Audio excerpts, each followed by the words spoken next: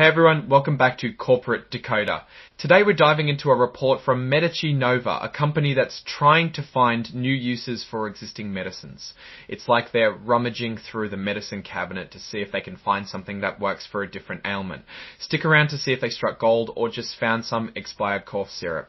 Before we get started, if you are into getting easy to understand insights from complex company reports, hit that subscribe button. Also, we have a Discord community linked in the description. Make sure to check it out. We are looking at an 8K report, which is basically a snapshot of important events that a company needs to share with its investors. The date of this report is June 17, 2025, so it's fairly recent. The main event in this 8K is the results of MediciNova's annual meeting of stockholders on June 17, 2025. This is where the owners of the company, the stockholders, get to vote on important decisions.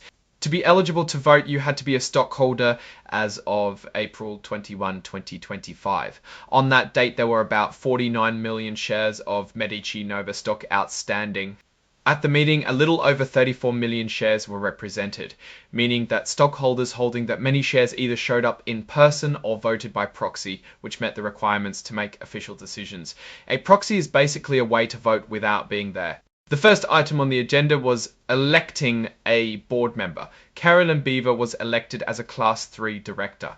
Out of the votes cast, about 22 million were for her, almost 9 million were against, and around 20,000 people abstained. Which is like saying, I don't have an opinion. There were also about 2.3 million broker non-votes, which happens when brokers holding shares for clients don't get instructions on how to vote. Next, the stockholders voted to approve that to give the okay for the selection of BDO USA PC as the company's independent auditor for the year ending December 31, 2025. This is important because the auditor to audit 5. This is important because the auditor checks the company's financial statements to make sure they're accurate. BDO got a thumbs up with about 31 million votes, almost 2.4 million votes against, and around 896,000 abstentions.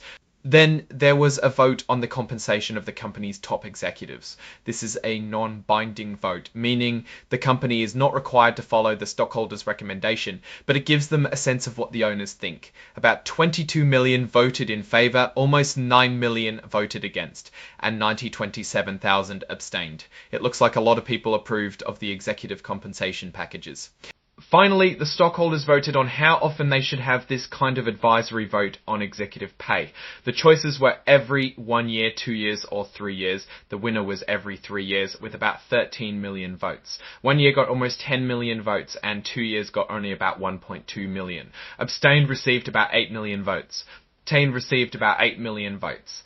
Tedmau to wrap things up. MediciNova seems to be running a pretty standard ship. The stockholders approved all the proposals, including the election of a director and the choice of auditor. The vote on executive compensation was also favourable, which indicates that most stockholders are okay with how the company is paying its leaders. Nothing here suggests any immediate problems or huge changes on the horizon. However, that being said, it is important to consider that non-binding votes can sometimes hide issues. The shareholders not being directly involved in the important decisions makes the leadership less accountable and can push them to make questionable strategic decisions. It depends on the leadership's ability to make smart decisions without external influence. Alright, that's our decode of MediciNova's latest filing. What's your take on these votes and what they might mean for the company's future? Drop your thoughts in the comments below. If you found this breakdown helpful, hitting that like button really helps. And please subscribe for more deep dives into filings. Don't forget to join the Discord community linked in the description. Thanks for tuning in and see you next time.